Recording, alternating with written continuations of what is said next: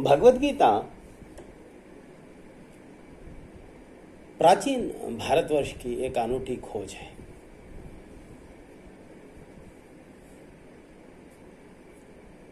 हजारों वर्षों से ये चली आ रही है।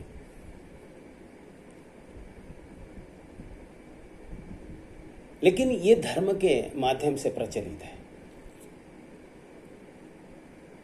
इसलिए विश्व की जो विज्ञान का जगत है, जो शिक्षा का जगत है, उससे इसका परिचय नहीं है। यद्यपि जितनी भी भौतिक विज्ञान की खोज हुई है इस पृथ्वी पर, उसमें भगवत गीता के विज्ञान का एक अनूठा कंट्रीब्यूशन है। क्योंकि भौतिक विज्ञान की जितनी भी खोज हुई है उसका मध्य बिंदु है एटम, अणु। और अणु की खोज में वैज्ञानिकों ने गीता के विज्ञान का उपयोग किया है।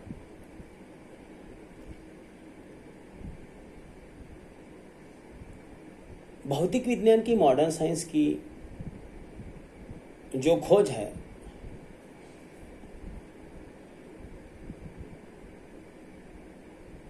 उसका जो सारांश है, उसका जो बॉटम लाइन है,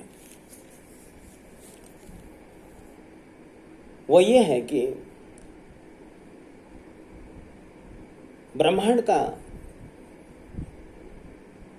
करीब करीब 5% हिस्सा वैज्ञानिकों ने जो खोजा है, उसकी निष्पत्ति ये है कि ये एक अणु का समूह है और जो भी संसार हमें दिखाई पड़ रहा है वो उसके गुणों का प्रतिफलन है।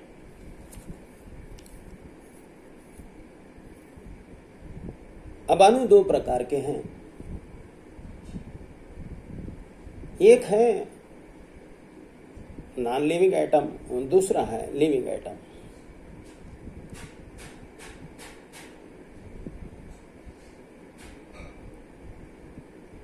जो नॉन लिविंग एटम का समूह है और उसका प्रतिफलन है, उसे वैज्ञानिकों ने मैटर कहा।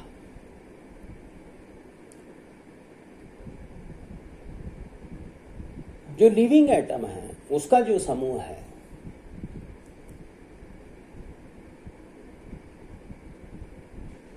उसको वैज्ञानिकों ने कहा लाइफ एनर्जी।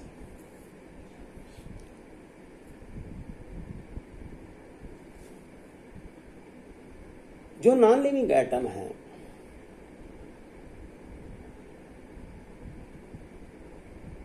उसके गुण और उसका विस्तार हम मॉडर्न साइंस के द्वारा, फिजिक्स और केमिस्ट्री के सब्जेक्ट के द्वारा जान सकते हैं।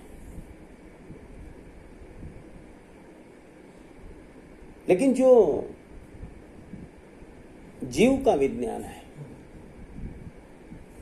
जो लिविंग एटम का समूह है, उसमें दो हिस्से हैं। एक हिस्सा है नॉन लिविंग एटम का, जिससे हमारा शरीर बना है, जिसे हम कहते हैं पंचधातु, 5 एलिमेंट्स। इसको भी विज्ञान ने जाना है मेडिकल साइंस के द्वारा। इसलिए मेडिकल साइंस की जितनी भी खोज है वो हमारे शरीर की रचना, उसकी अवस्था और उसकी व्यवस्था, इसके प्रति है। इसलिए हमारे शरीर का जीना, उसकी रुग्णता, फिर उसको स्वास्थ्य में लाना, ये सब मेडिकल साइंस रेगुलेट करने में सक्षम हो चुका है। तो भौतिक विज्ञान ने इसकी भी खोज कर ली है। अभी एक हिस्सा बचता है, वो है लिविंग एटम का, जिसे विज्ञान या तो स्पिरिट कहता है या लाइफ एनर्जी के नाम से जानता है। ये हमारे हर एक मांसपेशी में इसका प्रेजेंस है, इस लाइफ एनर्जी का। 500 साल की जो भी खोज हुई पश्चिम में, उसमें इस लिविंग एटम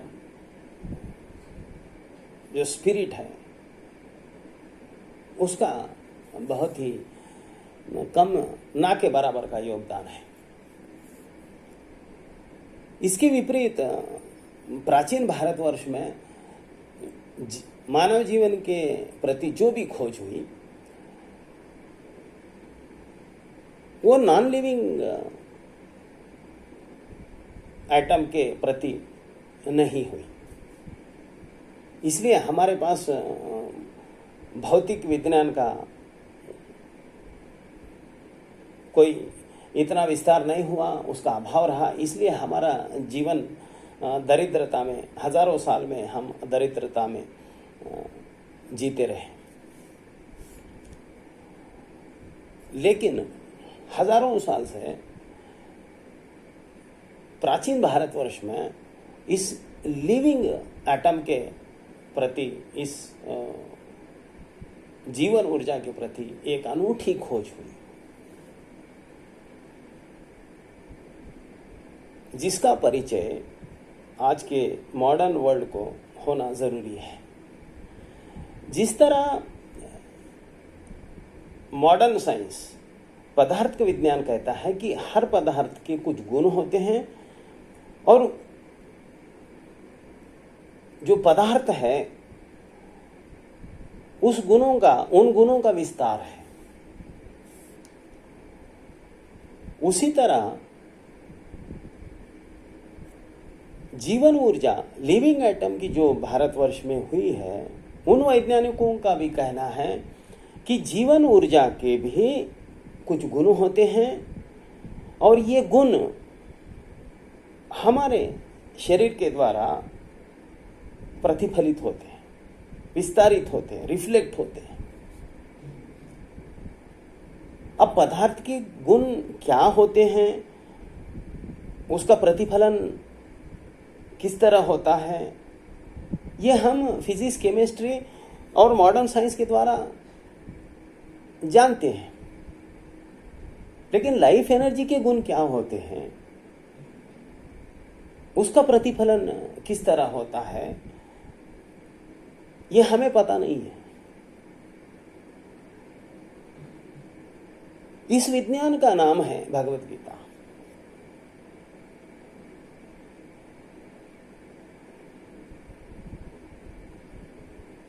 इस भगवत गीता के विज्ञान में जीवनी ऊर्जा की जो खोज हुई है, उस